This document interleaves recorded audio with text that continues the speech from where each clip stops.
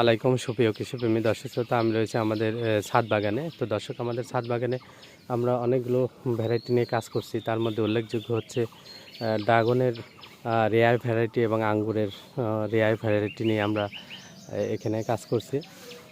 আর পাশাপাশি আমরা এক্সেপশনাল আরও কিছু ফল নিয়ে এখানে কাজ করছি, যেমন হচ্ছে মালবেরি, এরপরে আছে আমাদের হচ্ছে তিন ফল।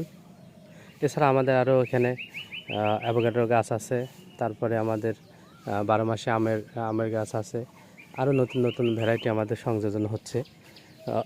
তার মধ্যে কিউ ফল গাছ আমরা রোপণ করছি, সংযোজন প্যাশন ফ্রুট সংযোজন করছি, ওগুলো দেখাবো আস্তে আস্তে। আজকে যে মালবেরি নিয়ে কথা বলতেছি, মালবেরি এটা প্রচুর পরিমাণে ধরে এবং সাইজে অনেক অনেক মনে করেন যে বড় হয়, মোটা হয় এবং খেতে খুবই টেস্ট। আমরা রমজান মাসে একবার ধরেছিল প্রচুর পরিমাণে, খাওয়ার পরে শেষ হওয়ার পরে আমরা আবার এই যে পুনিং করে দিয়েছিলাম, তারপরে আবার নতুন করে ফুল আসছে এবং ফল আসছে এবং অলরেডি এই যে পরিপক্ক হচ্ছে। আমরা বেশ কয়েকবার উঠিয়ে খেয়েছি, এখন প্রতিদিনই আর কি খাওয়া যাবে।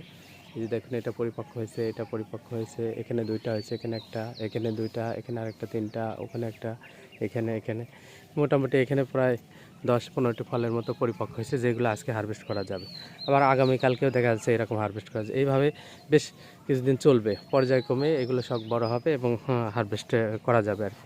তো এর খেতে খুবই টেস্ট। ফুল যখন আপনার হয় এরকম কালো হয়, তখন একদম টোটালি মিষ্টি। এই যে আমি খাচ্ছি, বিসমিল্লাহ, ফুল মিষ্টি। আর যদি আপনার হালকা এরকম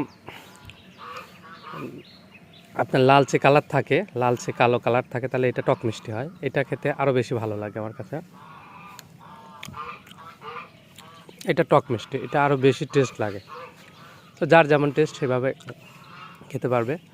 তো এই জাতটার বেশ কিছু চারা আমরা যে এখানে করেছি দর্শক, যাদের দরকার হয় আপনারা বলবেন। আমরা এখান থেকে এখন আমরা পলি ব্যাগে সেটিং করব, সেটিং করে তারপরে আমরা দেবো আর কি।